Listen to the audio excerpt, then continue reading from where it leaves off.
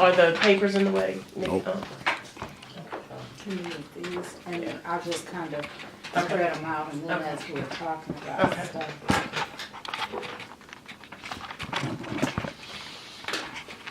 What time is it?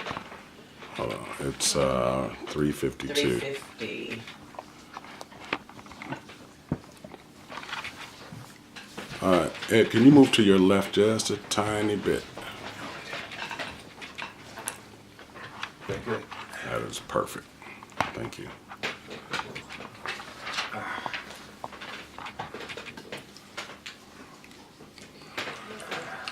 All right, Marion, you are on. You may begin action.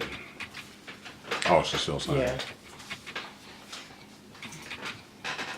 You crossed out, okay, you did it on here, thank you. Ed, can you look at Marion? That's perfect. I have. Okay. As long as you're looking at Marion, then I don't have a reflection problem with your glasses. But if you look Okay. this way, then yeah, if you're looking at Marion, it's perfect. How's Nikki's glasses? I can actually take these off. And she can take hers off. I can't take mine. Hey, can you look at Now, Marion, the- Nikki? No, on or off is okay. I don't have a problem with the reflection. What about you, Bobby? You having a problem with reflection in your camera? I don't know. Okay. So when I'm asking questions, just talk. I mean, it's better if I don't ask that many questions. It's better if you just keep talking.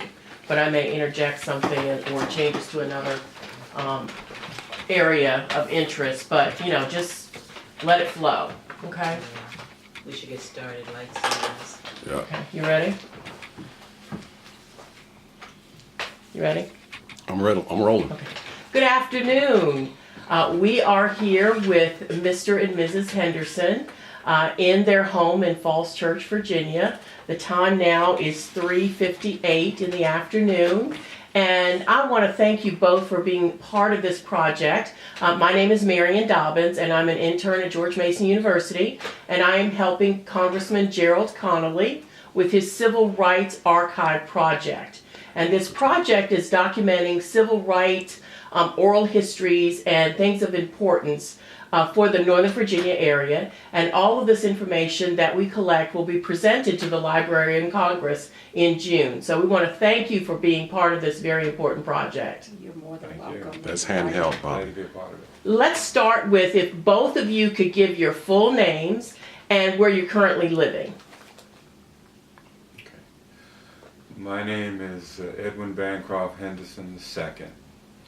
I live in my grandfather's home, which I inherited. It is 100 years old this year, and it's at 307 South Maple Avenue, Falls Church, Virginia. I'm Nikki Graves Henderson, and I am married to Edwin Bancroft Henderson II, and I live in the home of Edwin's grandparents, Edwin and Mary Ellen Henderson, who built this home in 1913. Well, Ed, we know you have a long family history and ancestry here in the Northern Virginia area. Let's start with a little bit of that. Can you tell us a little bit about your ancestry coming into the Northern Virginia area? Yes, much of it is written in a book published in 1964 when they interviewed my grandfather. The name of the book about the history of Falls Church is called By Fence and Fireside. And we start in the 1500s with a person named Chief Memento, who was the uncle of Chief Powhatan, who's known as, real name was not Chief Powhatan, it was Wahun Senecock. And of course we all know Chief Powhatan was the father of Pocahontas. And then we seem to jump about 3 generations ahead to a gentleman, chief named Chief John Logan, who was killed in 1753 on what became the Fitzhugh Plantation, the plantation of William Fitzhugh. From there, let me see, Chief John and his wife were killed during a skirmish with the troops of Colonel Charles Broadwater.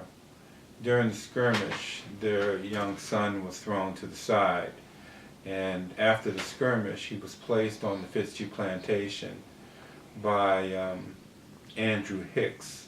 And so the young man was given the name Andrew Hicks and was raised on the Fitzhugh plantation. He had a son, Charles Andrew Hicks.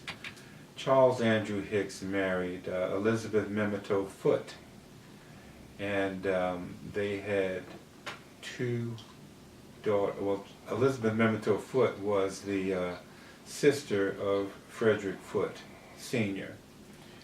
And Charles and Elizabeth had many children. Two of them were my great-great-grandmother, Eliza Hicks, and her sister, Ellen Hicks. Ellen married Louis Scipio. But my great-great-grandmother, Eliza, they grew up on the Mordecai Fitzhugh plantation. And the will of Mordecai Fitzhugh says that they were given, the family was basically broken up. And Ellen went to Hugh Throckmorton, to whom Louis Scipio was owned by. But, and I can't think of the name, but Eliza was given to another relative, a woman. And 1 year later, she was sold into slavery down in Mississippi. And there she married a soldier named Shadrach Henderson. Actually, his name was changed to Henderson. It was Shadrach Rodriguez. It was changed to William Henderson, and they had my great-grandfather, William Henderson. During the Battle of Vicksburg, after the Battle of Vicksburg, they made their way back north to Washington, D.C. with young William in a trunk, and they followed the trail of contraband, or freed slaves that made their way back up here towards Washington, D.C., where they settled in southwest Washington, D.C., on School Street. And William joined the Navy and then married a woman from Williamsburg,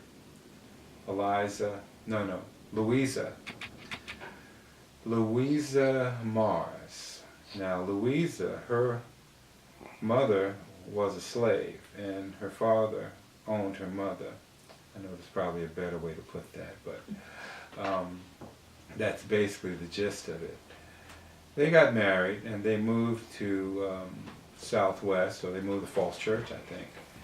And after which, around 1890 or the late 1880s, William picked up his family and moved to Pittsburgh because he did not want to be, he did not like, after being in the Navy, the prospect of moving back here and just taking menial jobs and a subservient existence. They lived there, and there were two additions to the family, Charlie and Annie. And then they moved back here and lived in southwest Washington, D.C. on School Street, where my great-great-grandmother had moved back after the Civil War. Around that same time, my great-great-grandmother moved here and built a home on what was Fred Foote Jr.'s store and home at the crossroads of Leesburg Pike and what's now Lee Highway. I think back then it was Fairfax Street. But this was at the crossroads of town. Now, if I could go back a little bit, Frederick Foote Jr., or Frederick Foote Sr., after the before the end of the Civil War, bought 33 acres of land at what is now Seven Corners, and where the Seven Corners Shopping Center basically is today, and Coombs Ford. His son, who had he had dispossessed in his will, was a very respectable young man who bought the corner lot at what Eliza would own after him, after he died. But this land, he bought this land around 1873, and he built a grocery store there. According to my grandfather, the largest provision store in the area. And the very next year, three years after that, a testament to how trustworthy and well thought of he was elected town constable. And then in 1880, he was elected the first African American town councilman. Okay, so, and we have the certificate from the town council, which was given to him upon his being sworn in that position. But let's move forward again to Louisa, who, Eliza is the one that built the store, and it was right next to the Falls Church. And next to the store, she built a Victorian home, two-story home. And next to that was a structure that we think might have been where classes were taught by John Reed. And in most pictures it says that it's Annie Henderson's store. But we think that might be where the log cabin was, or the